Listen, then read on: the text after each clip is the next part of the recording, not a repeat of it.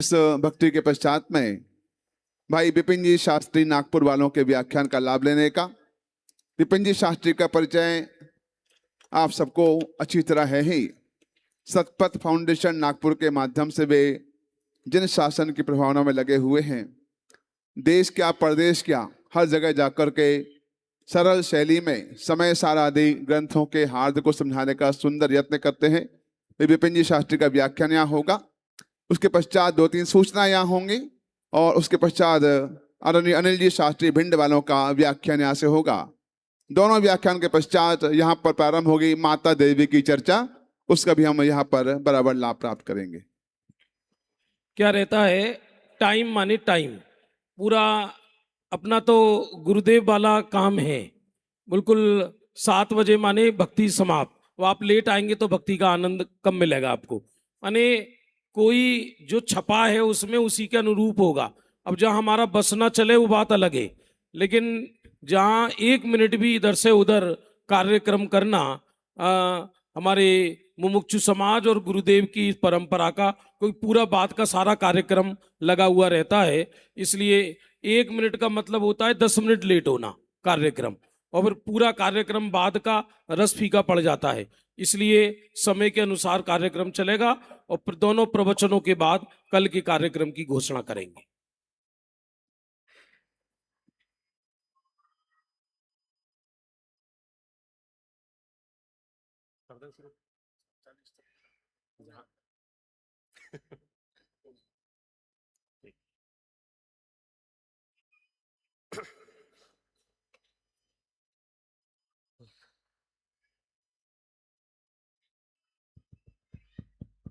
जय ओम नमः श्री सिद्धे।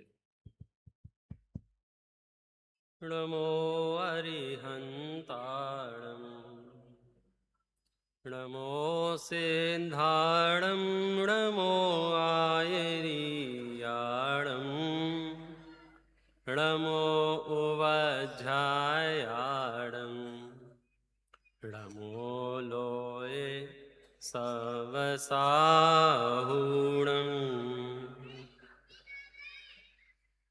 वंदे तु सर्वसिद्धे ध्रुव मचल मणोवं गदिं पत्ते वोक्षामि समय पाहुड निर्मो सुद केवली भणिदं नमः समय साराय स्वानुभूत्या चकासते चित् स्वभावाय भावाय सर्वभावान्तरच्छिदे अनंत धर्मणस्तत्वं पश्यन्ति प्रत्यगात्मनः अनेकान्तमयी मूर्ति नित्यमेव प्रकाशता।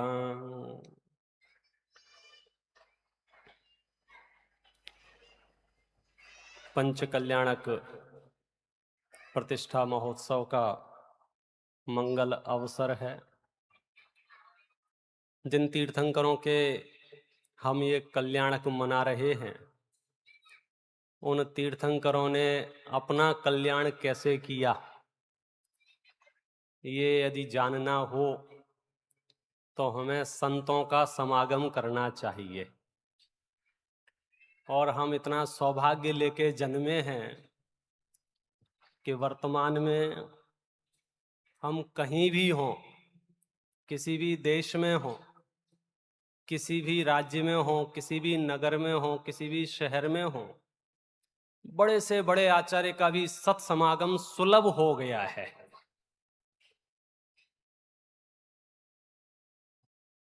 कुंद कुंद आचार्य से मिलना हो तो समय सार खोल के बैठ जाओ। अमृतचंद्र आचार्य से मिलना हो आत्मख्याति पढ़ने लग जाओ। उमा स्वामी से मिलना हो तत्वा सूत्र पढ़ने लग जाओ।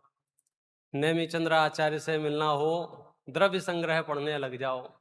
आप तो बोलो किस आचार्य के नजदीक आपको बैठना है, जब चाहें जहां चाहें। इसे टोडरमल जी साहब कहते हैं कि अब सब अवसर मिल गए हैं, अब इससे ज्यादा फैसिलिटी हम अवेलेबल नहीं करा सकते अपनी आत्मा के कल्याण के लिए। दुर्लभ से दुर्लभ चीजें हमारे हाथ में है, उत्तम से उत्तम वस्तुएं। ग्रंथादिराज समय सार में शुद्ध आत्मा के निरूपण करते हुए कुंद कुंद आचार्य देव ने जिस तरह से प्रयोग किए हैं, खास करके निश्चय और व्यवहार नयों के, वो प्रयोग अद्भुत हैं। और वो प्रयोग इसलिए फलित होते हुए दिखाई देते हैं क्योंकि जब हमने तत्वार्थ सूत्र पढ़ा था और आचार्य उमा स्वामी ने हमें मोक्ष का रास्ता तो बता दिया था। हम पूछते हैं ना, किसी से कहीं जाना हो, मंजिल पर जाना हो, तो लोग हमको पता लिख के दे देते हैं। तो ऐसे ही हमें उमा स्वामी आचार्य ने पता लिख के दे दिया था। क्या लिखा था पता में? सम्यक दर्शन ज्ञान चारित्राणी मोक्ष मार्ग। चले जाओ साहब, चले जाओ। सब मिठाई खानी है, बोले महात्मा गांधी रोड पे मिलेगी। तो बोले मोक्ष जाना है, बोले मोक्ष मार्ग पर मिलेगा। मोक्ष मार्ग कौन सा? सम्यक दर्शन, सम्यक ज्ञान, सम्यक चारित्र, ये तीनों की एकता का नाम मोक्ष मार्ग है। इन तीनों में भी निवेदन किया कि सबसे पहले हमें क्या मिलेगा?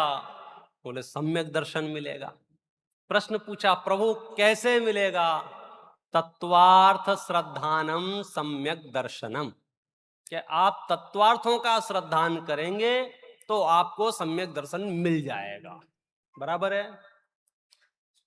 फिर पूछा हमने कि ये तत्वार्थों का श्रद्धान होगा कैसे? कि प्रमाण नैयर अधिगमः, प्रमाण और नयों के द्वारा।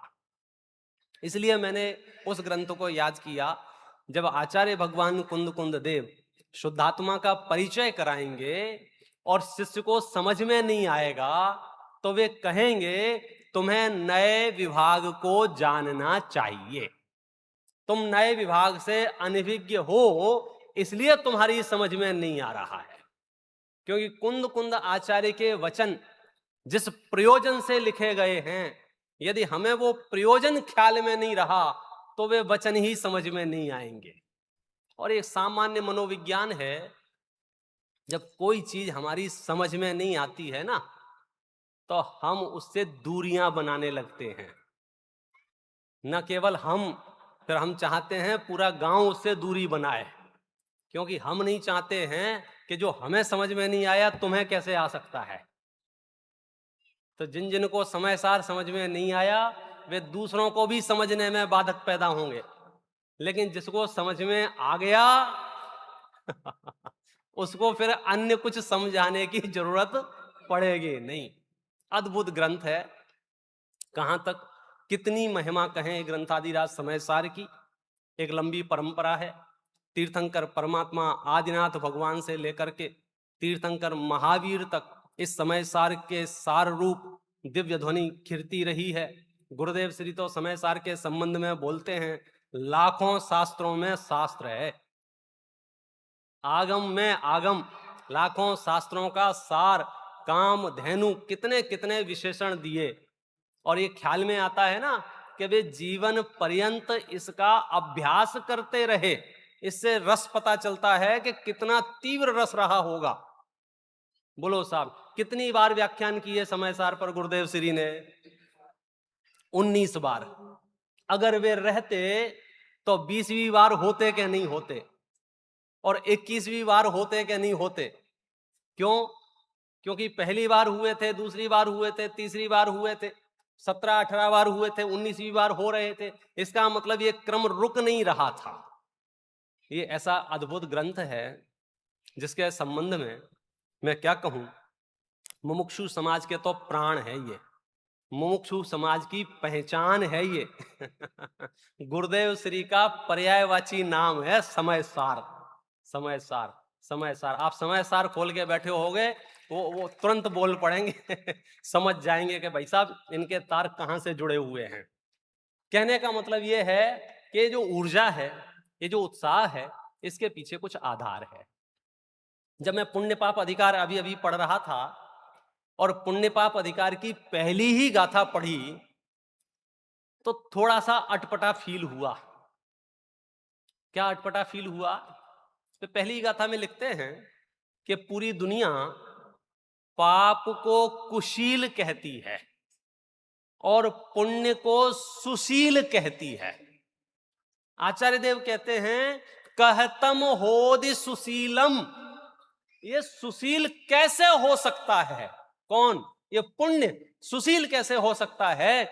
जम संसारम पवेसेदी, जो संसार में प्रवेश कराए उसे हम सुशील कैसे कह सकते हैं?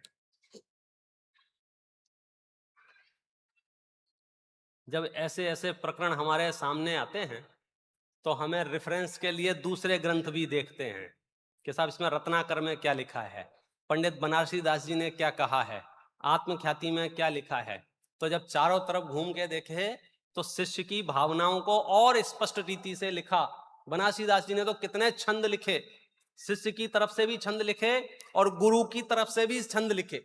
शिष्य की तरफ से छंद ये लिखे कि महाराज आप जो बात कह रहे हो हमारे दिमाग में नहीं बैठ रही है, ऐसा लिखा है। कारण रस स्वभाव फल न्यारे, कारण अलग है, रस अलग है, स्वभाव अलग है, फल अलग है। आप कह रहे हो ये कई है, कहां पुण्य कहां पाप? बोलो, पाप करने से बोलो कहां जाता है जीव? नरक में। पुण्य करने से जीव कहां जाता है? स्वर्ग में। और आचार्य क्या कह रहे हैं? दोनों एक हैं। देखो मैंने शुरुआत से ही टॉप गियर लगा दिया है कि ऐसा कैसे हो सकता है? एक से दुर्गति हो रही है, एक से सुगति हो रही है। इन शब्दों का प्रयोग पंडित बनारसी दास जी ने किया है कि एक करेंगे, पुण्य करेंगे तो कहां जाएगा जीव? सुगति में। और पाप करेगा तो कहां जाएगा? दुर्गति में। और आचार्य क्या कह रहे हैं? दोनों एक ही हैं, दोनों एक ही हैं। उदाहरण दिए जा रहे हैं, लोह बेड़ी और सोने की बेड़ी का उदाहरण दे रहे हैं। बताओ, सोने की श्रृंखला से बंधन बांधा जाए या लोहे की श्रृंखला से बंधन बांधा जाए, बंधन में क्या अंतर है? अब जिनको समझ में नहीं आ रहा हो उनके लिए मैं समय सार के शुरुआती पन्नों पर ले चलता हूं। 18 नंबर की गाथा है, मैं सीधे हिंदी पढ़ रहा हूं, आपको अंदाजा लग जाएगा ये बात हम किससे कर रहे हैं। 18 नंबर की गाथा है, उसका पद्यानुवाद पढ़ता हूं।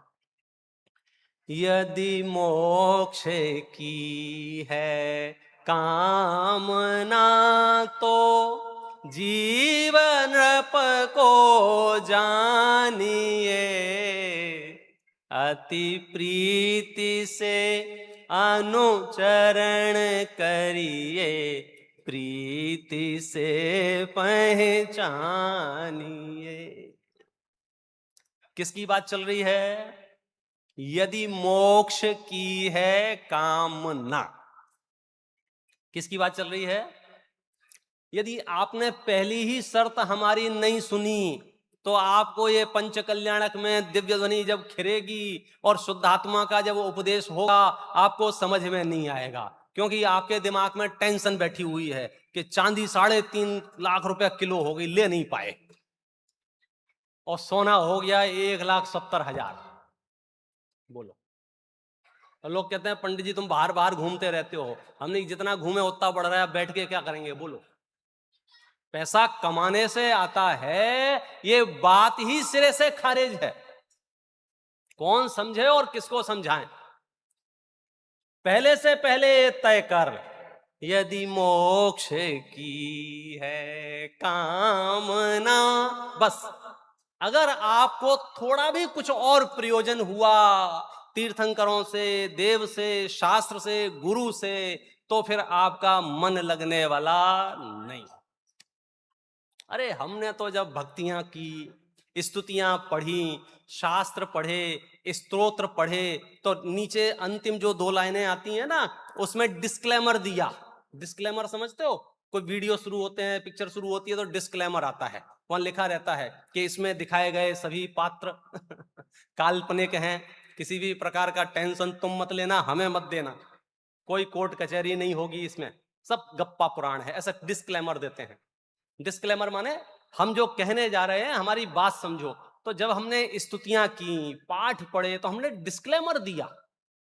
प्रभु पतित पावन स्तुति पढ़ी और अंतिम पंक्तियों में डिस्क्लेमर, जांचू नहीं सुरवास पुनि नरराज परिजन साथ जी। इन जैनियों का दिमाग बोलो कहां चलता है?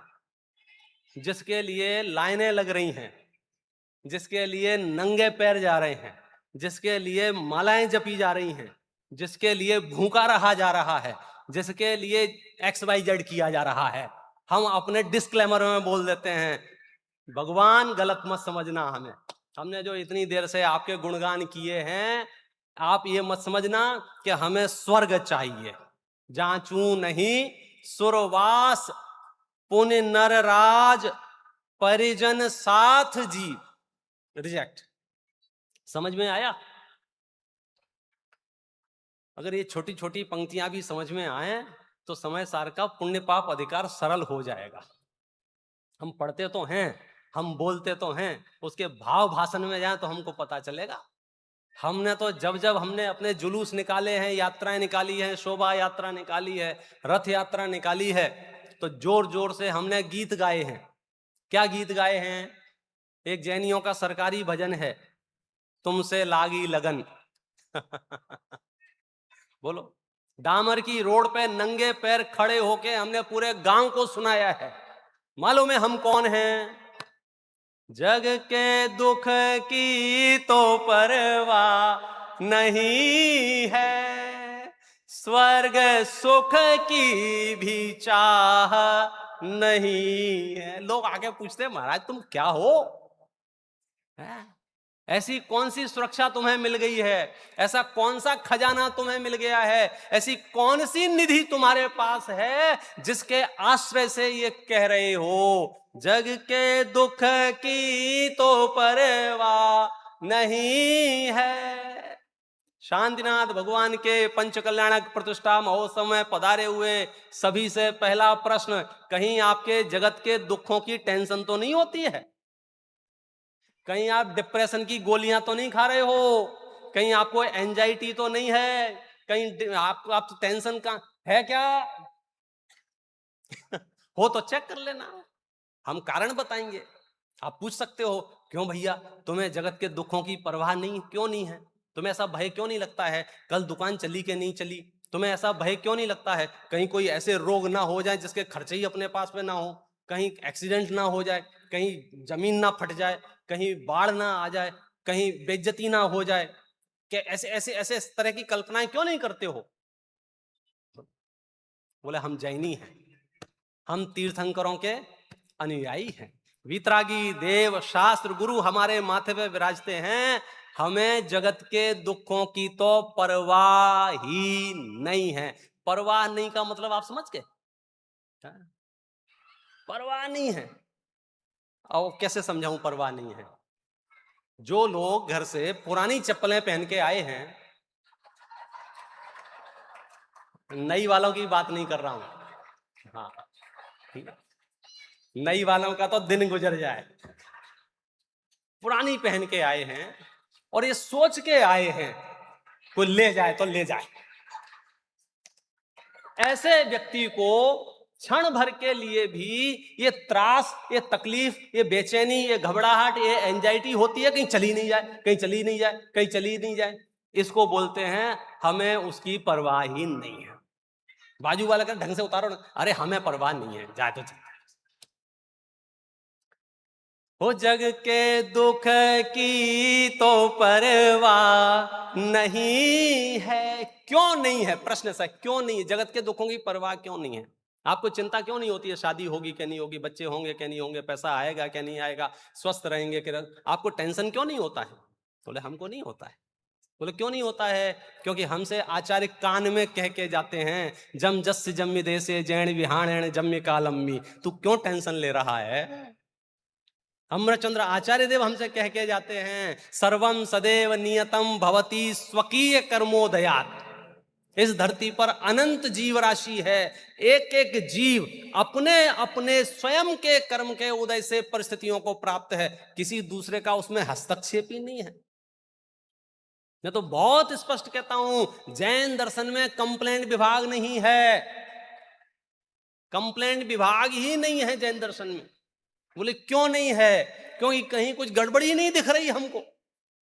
कि साहब कमाल करते हो, 20 साल में इतना बड़ा रोग हो गया, आपको गड़बड़ी नहीं दिख रही है? कि नहीं साहब। क्यों? स्वकीय कर्मोदयात। बोलो, है कहीं गड़बड़ी? आपको आज तक कहीं गड़बड़ी दिखी हो तो बोलो। इतने बड़े विश्व में इतनी जीव राशि है, एक भी जीव के साथ अन्याय हो रहा हो तो बोलो। सारी चर्चाएं 18 नंबर की गाथा को केंद्र बिंदु में रख के सुनना। यदि मोक्ष की है कामना तो समझ में आएगा। क्या करे, जीवों को कुछ सूझता नहीं है। देखो, तुम तो पंचम काल के मनुष्य हो, हम और आप। और रत्नगण श्रावकाचार्य में बहुत स्पष्ट लिखा है कि पंचम काल में कौन पैदा होता है? ढंग के जीव नहीं आते हैं। मतलब पंचम काल के बारे में पहले जो धारणाएं थी, एक बहुत प्रसिद्ध उदाहरण है विभीषण का, रामचंद्र जी का। जब उस पर शक किया गया, उस पर संदेह किया गया, या तुम दूसरी पार्टी के आदमी हो, तुमको अपनी पार्टी में लें या नहीं लें, लक्ष्मण जी ने, तो विभीषण ने क्या स्पष्टीकरण दिया? यदि मैं असत्य कथन करूं, यदि मैं झूठ बोलूं, तो पंचम काल का मनुष्य बनूं। और आप अपने आप को नवाब समझ रहे हो। वो तिजोरी खोल के देखते हो, 4 चवन्नियां दिखती हैं, ऐसा लगता है ये पापियों का टोला है भाई साहब। ये तो न जाने कौन से जन्म का कौन सा पुण्य है कि हम तत्व ज्ञान की चर्चा कर पा रहे हैं, हम भगवान आत्मा ऐसा शब्द सुन पा रहे हैं, बोल पा रहे हैं, वरना ये ठीक नहीं है। तो फिर मैं कभी कभी तुलनात्मक अध्ययन में थोड़ा सा पिटारा खोलता हूं इस विषय को लेकर के। किस विषय को लेकर के? जग के दुख की तो परवाह ही नहीं है। बोले क्यों नहीं है? कि देखो, हम तो साफ सामान्य मनुष्य हैं। जो लोग बड़े बड़े हैं, वीवीआईपी हैं, हाई प्रोफाइल हैं, चक्रवर्ती हैं, नारायण हैं, बलभद्र हैं, तीर्थंकर हैं, जरा इनकी फाइल खोल के देखो। बोलो, उसी भाव से मोक्ष जाने वाले जीवों की फाइल खोल के देखो। रामचंद्र जी मर्यादा पुरुषोत्तम कहे जाते हैं और बहुत उनकी चर्चा है, बहुत उनकी वार्ता है। उसी भाव से मोक्ष जाने वाले हैं, फिर भी उनको कैसा कैसा उदय आता है, कैसे कैसी परिस्थितियों का उनको सामना करना पड़ता है। बोलो जरा। आज राज्याभिषेक की घोषणा हुई है और कल उनको गेट आउट। ये क्या हो गया? प्रश्न इतना सा है, उनको उनके घर से बाहर किसने निकाला? आइडिया है किसी को? किसने निकाला? साहब दशरथ जी ने निकाला। ऐसा ही है ना? तो मैं गया दशरथ जी के पास, मैंने कहा साहब क्या क्या ये क्या करते हो? आप तो बहुत सुशासन चलाने वाले हैं, समझदार हैं, फलाना है ढिकाना है, जो मैं कह सकता था कहा। उन्होंने बैठा बैठा पंडित जी बताते हैं, उन्होंने अपने हृदय की बात कही कि कुछ समय पहले मैं वचन दे चुका था और महापुरुषों को वचनों से पलट जाना उचित लगता है क्या? तो अपने पास भी कोई जवाब नहीं था। हम कैकेयी के पास पहुंच गए। आंटी जी आपने ये सब क्यों किया? आपको ऐसा क्या लाभ हो रहा है, क्या परेशानी है? तो कैकेयी ने पता है क्या जवाब दिया? अब क्या बताऊं, सब ठीक चल रहा था, वो मंथरा आई थी, ऐसी ऐसी बातें कह के गई कि हमारा दिमाग घूम गया। तो मैं मंथरा के पास गया कि तुमने ऐसा क्यों किया? सोल मैं तो हर घर में यही करती हूं। लोग मूर्ख हैं जो मेरी बात को सीरियसली ले लेते हैं। मैं तो यहाँ की वहां टाइम पास करती रहती हूँ। बोले रिसर्च इस बात की हो रही है कि असली कारण बताओ, असली कारण। तो बोलो असली कारण क्या है? अब जितनी मुंह उतनी बातें, ऐसे कहानियों में तो ऐसे ही होता है। आप पूछ ले, दुनिया में एक सर्वे करके देख लो, रामचंद्र जी को घर से क्यों निकाला गया, तो जो जिस विषय से जुड़ा होगा, विशेषज्ञ होगा, वो उस पर टीका कर देगा। कोई बोल सकता है कि हो सकता है उनके पापा ने उनका घर वास्तु से ना बनवाया हो, क्यों? कारण तो कारण ही है, उसमें क्या कर सकते हो। कोई कह सकता है इन्होंने अमुक अमुक राशि रत्न ना पहना होगा, कह सकते हो। कोई कह सकता है, हो सकता है रामचंद्र जी शांति धारा करने नहीं जाते होंगे, नहीं घर से ना निकलना पड़ता। जो जिस क्षेत्र का होगा, लेकिन अंतिम सत्य बोलो क्या है? कुंद कुंद आचार्य लिखते हैं, अमृतचंद्र आचार्य लिखते हैं, सर्वम सदैव नियतम भवति स्वकीय कर्मोदय, अपने कर्म के उदय से। बोलो उसमें किसका हस्तक्षेप है? अब सुनना, जब रामचंद्र जी जैसे जीवों को उसी भव से मोक्ष जाने वाले जीव हैं, ऐसे जीव भी जो 8 कर्मों का नाश करने में तो समर्थ हैं, लेकिन घर वालों को समझाने में समर्थ नहीं है कि एक कमरा यहीं दे देना, पड़े रहेंगे स्वाध्याय करते रहेंगे, कि नहीं नहीं तुम निकलो यहां से। क्या तमाशा है ये? और ऐसा एक नाम नहीं है, आप पुराण पढ़ना, हर पुराण में आपको ये मजबूती मिलेगी। महापुरुषों के चरित्र आप पढ़ना, 5 पांडव हैं, 5 पांडव उसी भव से मोक्ष जाने वाले हैं, 3 तो फिर भी उनको नगर में नहीं रहने दिया जा रहा है। बोलो, आप कल्पना कीजिए, उसी भव से मोक्ष जाने वाला जीव वेश बदल के रह रहा है, अर्जुन नगर में साड़ी पहन के रह रहे हैं। कल्पना कर सकते हो, हम और आप में से किसी को ऐसे रहना पड़ जाए, कोई सोचेगा ये मोक्ष जाएगा? यहां तो सभा में कोई 2 शब्द बोल दे, हम अपना मोक्ष पोस्टपोन कर देंगे, क्या अब हम हमारी तो कुछ इज्जत ही नहीं, हम क्या करेंगे मोक्ष जाके? और यहां पुराण कह रहे हैं कि तुम साड़ी पहन के भी तुम्हें रहना पड़े तो भी तुम मोक्ष के पात्र हो। ये क्या लगा रखा है? मान अपमान सम्मान पुण्य पाप सब एक हैं यदि मोक्ष की है कामना।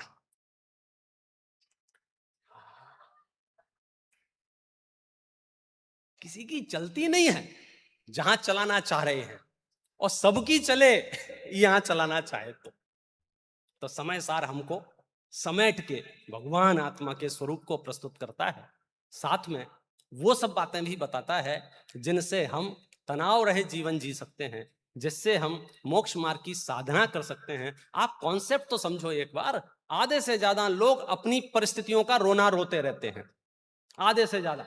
परिस्थितियां ठीक नहीं है, परिस्थितियां ठीक नहीं है, परिस्थितियां ठीक नहीं है। और आचार्य कह रहे हैं कि इससे बढ़िया परिस्थिति अब तुम्हें द्वारा मिलने वाली नहीं है, हाल फिलहाल तो बिल्कुल नहीं। बोलो क्या चाहिए? बोलो। महापुरुषों के जीवन में झांक के देखें तो लगता है बनारसी दास जी ने समय सार नाटक लिखा है। सुबह शैलेश भाई भी जैनेन्द्र परमात्मा के रूप का वर्णन करने के लिए, मुद्रा का वर्णन करने के लिए उसकी बात कर रहे थे। बहुत अद्भुत ग्रंथ है, समय सार नाटक से पूरा देश परिचित है। अद्भुत अद्भुत। लेखक को जानते हो आप? बनारसी दास जी को। क्या स्थिति है, कैसी परिस्थितियां रही होंगी बनारसी दास जी की कि उन्होंने समय सार का इतनी गहराई से अभ्यास किया। बढ़िया एसी की केबिन होगी, 4-6 नौकर होंगे, जब भी पानी यहाँ साहब, और वे बढ़िया स्वाध्याय। क्या परिस्थितियां रही होंगी? क्या आप थोड़ा झांक के देखो, 300, 400, 500 साल पहले जाके देखो देश की क्या हालत थी, कैसी परिस्थितियां थी, उनकी पारिवारिक परिस्थिति कैसी थी, उनकी सामाजिक परिस्थिति कैसी थी, उनकी आर्थिक परिस्थिति कैसी थी। एक एक परिस्थिति पे आप चर्चा करके देखो, फिर आपको पता चलेगा कि हम व्यर्थ में ही दुखी हो रहे हैं। बोलो, उनकी पारिवारिक परिस्थिति कैसी है? 3-3 शादियां हुई, 9-9 बच्चे हुए, एक भी जीवित नहीं बचा। आप समझ लो परिवार की परिस्थिति कैसी रही होगी। होते ही मर रहे हैं, होते ही मर रहे हैं, कितनी तरह की बातें हो रही होंगी। कोई कह रहा होगा इसके ऊपर ऊपरी चक्कर है, कोई कह रहा होगा मंत्र तंत्र कर दिए हैं, क्या नहीं चर्चाएं चल रही होंगी। बोलो। तो पारिवारिक परिस्थिति उनकी ऐसी कि 9 बच्चे हुए और मरे, मैंने 10-15 साल तो उनके इसी में निकल गए। बोलो।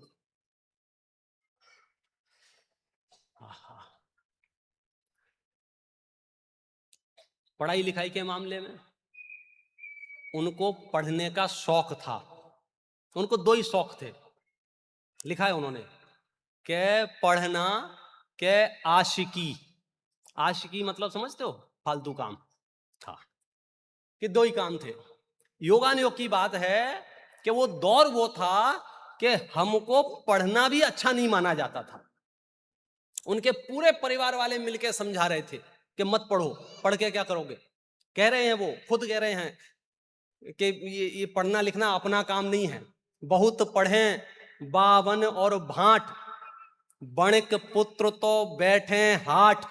घर वाले क्या समझा रहे हैं?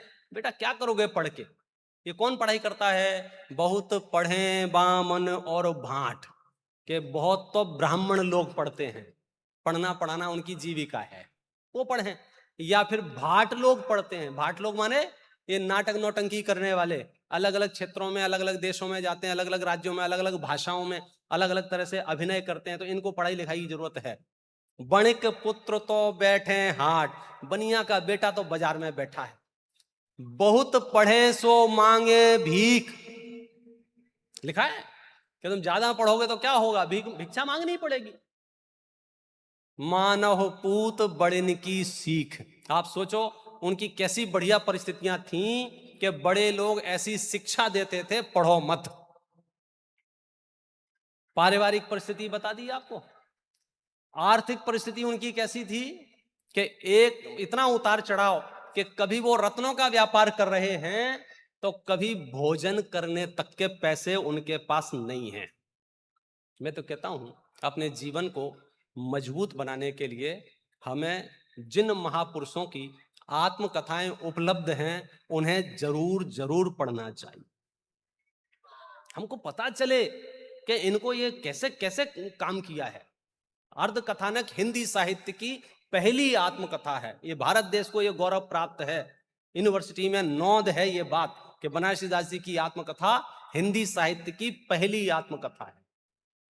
उसमें उन्होंने लिखा है आर्थिक परिस्थितियां इतनी खराब कि साहब भोजन के पैसे नहीं हैं, वो कचौड़ी भी उधार खा रहे हैं। बोलो, कचौड़ी खा के पेट भर रहे हैं। आर्थिक परिस्थिति गड़बड़, पारिवारिक परिस्थिति गड़बड़, पढ़ाई लिखाई की बात बताई दी आपको। सामाजिक परिस्थिति कैसी, अंधविश्वासों से भरी हुई। अब तो भले ही अभी आज भी होंगे थोड़े बहुत, लेकिन उस समय तो बहुत अंधविश्वास। एक अंधविश्वास की चर्चा तो वे खुद करते हैं कि किसी संत महात्मा ने उन्हें एक आइडिया दिया था। क्या आइडिया दिया था कि ऐसा ऐसा करो तो आपके घर में रोज आपको एक गोल्ड कॉइन मिलेगा। उन्होंने असरफी शब्द का उपयोग किया है, रोज असरफी मिलेगी। असरफी माने सोने का सिक्का। क्या करना पड़ेगा कि साहब सुबह सुबह जो पाखाने में जाते हैं फ्रेश होने के लिए, वहां बैठ के ये वाला मंत्र पढ़ना, लिखा है उन्होंने। और उस समय के पाखाने भी आपको अंदाजा लग गया होगा, रूम फ्रेशनर वो उसमें वो नहीं लगते थे, 10 फीट दूर से ही खुशबू आती थी। लिखा उन्होंने, गंदे स्थान पर बैठ के मैं जाप करता रहा इस आशा में कि सोने की असरफी मिलेगी। अरे असरफी तो छोड़ो, एक फूटी कौड़ी नहीं मिली। मैं सिर्फ आपको ये आइडिया दे रहा हूं। उनकी सामाजिक स्थिति अंधविश्वासों से भरी हुई, पारिवारिक स्थिति उथल पुथल, आर्थिक स्थिति उथल पुथल, राजनैतिक स्थिति। आज तो भी आप डेमोक्रेटिक देश में हैं, शांति से अपना काम कर सकते हैं। राजनेताओं के शासन में एक बार की सच्ची घटना है, सारे जौहरियों को राजा ने जेल में डलवा दिया और मोटी मोटी रकम मांगी।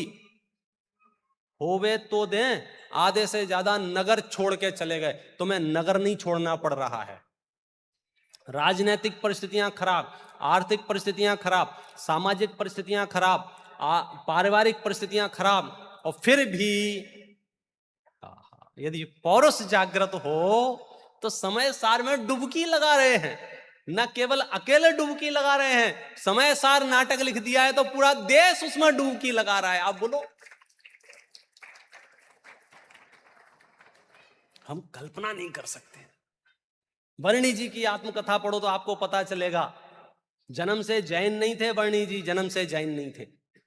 मोहल्ले में मंदिर था और वहां पद्म पुराण बांचा जाता था, तो उस पुराण को सुनते सुनते उन्हें बहुत अनुकूल लगा, सच्चा लगा, अच्छा लगा, और वो जैन बन गए थे। कैसे जैन बन गए थे? रात्रि भोजन छोड़ दिया था और एक आध दो नियम ले लिए थे, जैन बन गए थे, जैन बन गए थे, जैन बन गए थे। तो कोई मिला उनको, तुमने जैन शास्त्रों को पढ़ा है? बोले हमने जैन शास्त्र तो नहीं पढ़े हैं।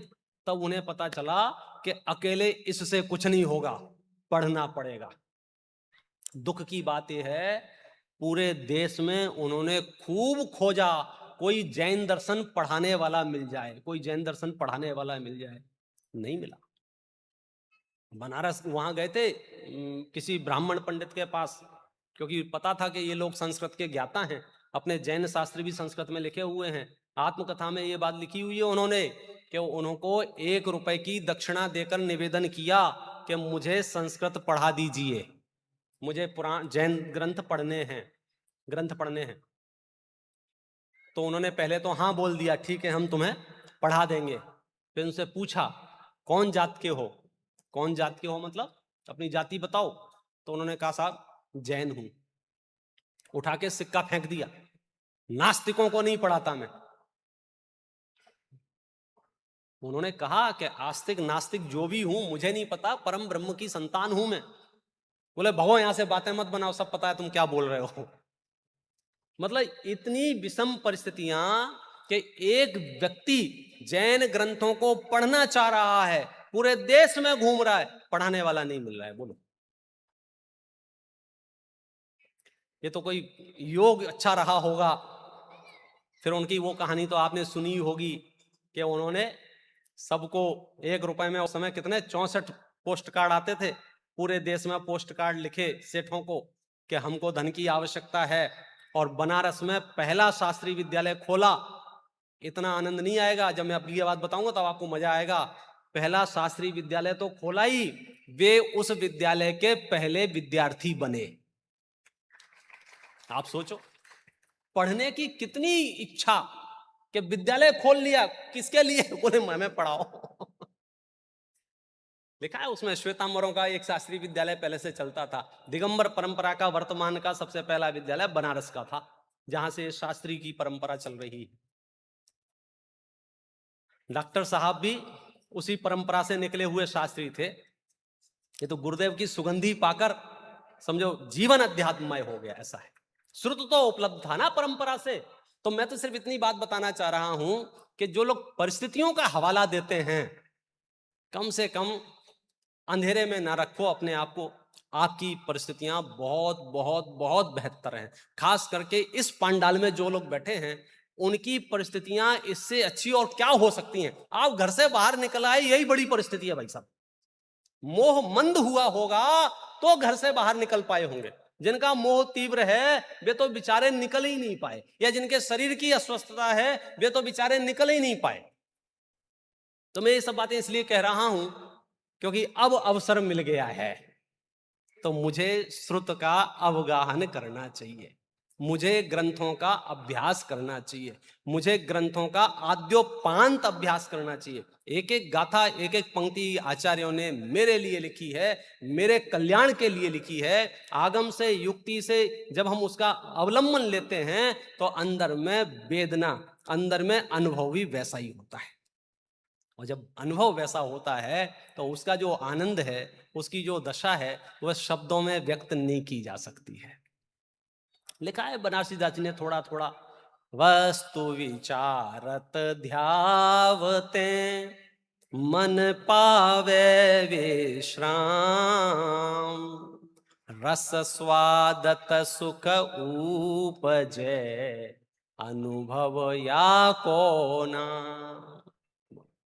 जो लोग ये कहते हैं हमारा मन शांत नहीं होता है, मन शांत नहीं रहता है, हमने मेडिटेशन करके देख लिया, ऐसे ऐसे मिले हैं, हमने मेडिटेशन करके देख लिया, मन शांत नहीं रहता है, मन शांत नहीं रहता है। आचार्य कहते हैं, विद्वान कहते हैं, मन को शांत रखने का शॉर्टकट बोलो क्या है? वस्तु विचारत ध्यावते। आप वस्तु के स्वरूप का विचार करो ना, तो मन अपने आप शांत हो जाएगा। क्यों? क्योंकि वस्तु के स्वरूप में कुछ भी करने की गुंजाइश नहीं है। और हमारी पुरानी धारणाएं पुनः पुनः के कुछ तो करना पड़ेगा, कुछ तो करना पड़ेगा, कुछ तो करना पड़ेगा। और जब हम वस्तु के स्वरूप का विचार करते हैं तो कुछ नहीं करना पड़ेगा। हाथ पे हाथ धरे ऐसे, करना कुछ न रहा जैसे। मार्ग ही ऐसा है। बोलो निष्कर्म में जब रस आने लग जाए तो समझ लेना कि अब मोक्ष मार्ग शुरू है। पाप का रस होगा तब तो मोक्ष मार्ग शुरू है ही नहीं, पुण्य का भी रस होगा तो भी मोक्ष मार्ग शुरू नहीं हुआ है। निष्कर्म में जब रस जगे तो समझना कि अब मेरा नंबर आ गया है। इसलिए ये अद्भुत अवसर जो हमको प्राप्त हुआ है ग्रंथ को अवगाहन करने की, उसकी चर्चा अपन ने प्रारंभ की है। थोड़ी बहुत चर्चा मैंने आपको सिर्फ इसलिए बताई है कि अब आप सब प्रकार से निर्भर होकर अपने इस जीवन को आचार्यों के शरण में सौंप दो अपने आप। तरस रहे हैं लोग सत्संगति के लिए। कॉलेजों में, स्कूलों में, परिवारों में, पूरे विश्व में जगह जगह जितनी परेशानियां हैं, सब सत्संग नहीं है आजकल, सत्संग नहीं है आपका, सत्संग नहीं है। मैं कह रहा हूं आप ऐसा पुण्य लेके आए हो कि आप चाहो 24 घंटे सत्संग है, 24 घंटे सत्संग है। बोलो ऐसा कौन सा क्षण है जब आपको सत्संग नहीं है? आपने शुरू में ही कह दिया था किसका सत्संग करना है। बोलो किसका सत्संग करना है? कौन कौन आचार्य का सत्संग करना है? हम करते हैं। यदि मोक्ष की है कामना तो जीवन नृप को जानिए। किसको जानना पड़ेगा? किसको जानना पड़ेगा? जीव राजा को। किसको जानना पड़ेगा? कहां मिलेगा ये जीव राजा? कहां मिलेगा? ये जो कॉन्फिडेंस आएगा ना, जीव नृप की बात चल रही है। जीव कैसा है? जीव राजा कैसा है? जीव राजा शुरुआत से ही कहते आए हैं और आगे भी कहते जाएंगे। सर्वविशुद्धि अधिकार पूरा होने के बाद परिशिष्ट में अलग से कहेंगे कि जिसमें जीवत्व है, जिसमें च्युति है, जिसमें दृष्टि है, जिसमें विवित्व है, जिसमें प्रभुत्व है, खूब चर्चाएं करेंगे। लेकिन अपना लक्ष्य तो तय कर। कहां जाना है साहब? कहां जाना है? भूधरदास जी ने एक छंद लिखा है, जहां तो है चाल वो है तहां को तू साथ ढूंढ। जहां तो है चाल वो है तहां को तू साथ ढूंढ। यहां कहां ऐसे वैसे लोगों ने लोभाए रहो। कहां जाना है साहब? सब शिखर जी जाना है। तो बात किससे कर रहा है? जो गोवा जा रहा है। पागल हो गया? जाना कहां है? शिखर जी। तो किससे बात करनी पड़ेगी? जहां तो है चाल वो है तहां को तू साथ ढूंढ। यहां कहां ऐसे वैसे लोगों ने लुभाए रहो। तो हमको तो अपना बुद्धि पूर्वक एक प्रयोजन सिद्ध करने के लिए कि मुझे मोक्ष की कामना है, तो मुझे जीव राजा को जानना होगा। और जीव राजा को यदि आप जानना चाहते हो तो वर्तमान में सबसे बढ़िया, सबसे सरल, सबसे सुंदर ग्रंथादिराज समय सार है।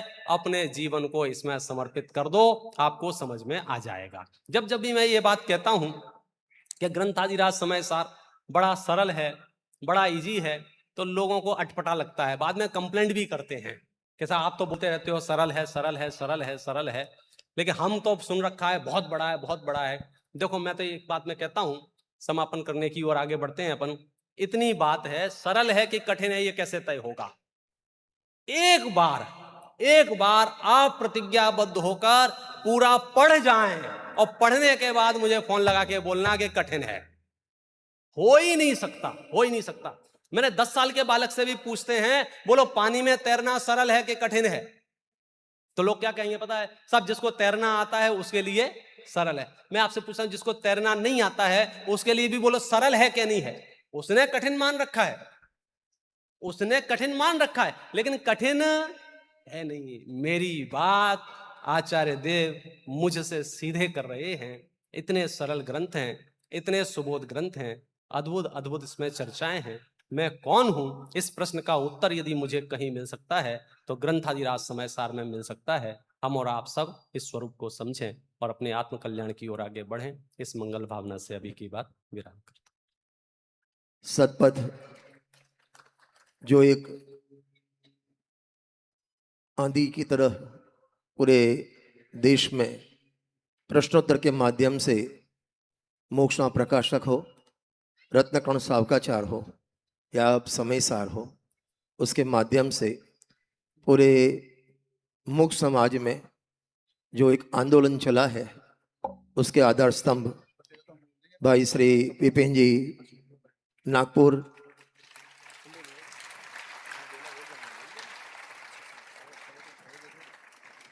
अभी उनको कभी कभी रात में सपने आते हैं तो भी समय सार वर्ष के आते हैं, सांस लेते हैं तो भी समय सार के लेते हैं और निकालते हैं तो भी समय सार के निकालते हैं। ऐसे विपिन जी का अभी अपन मार्मिक उद्बोधन समय सार ग्रंथादिराज पर सुना और वास्तव में ये प्रेरणा है, एक शल्य निकालने की प्रेरणा है कि समय सार मुझे समझ में नहीं आता। मेरे को कई लोग कहते हैं कि गुरुदेव श्री का सीढ़ी प्रवचन हमें समझ में नहीं आता, लेकिन हमें समझ में नहीं आता इतना तो समझ में आया ना।